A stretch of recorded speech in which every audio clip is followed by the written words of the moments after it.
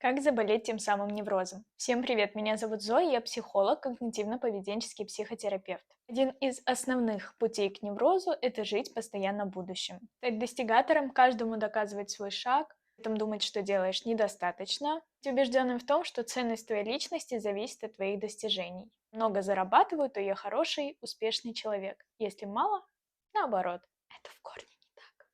Эти убеждения сильно истощают организм, превращая жизнь в гонку за целями. То есть за самое лучшее, чтобы все говорили, у него самое лучшее, он молодец, она, он, неважно. Кто-то не добивается целей, попадает, возможно, даже в депрессию, а кто-то их добивается, но при этом тоже ему чего-то не хватает, он недостаточно хорош все равно, хотя достиг вообще всего списка. Помните, всегда найдется зверь сильнее вас.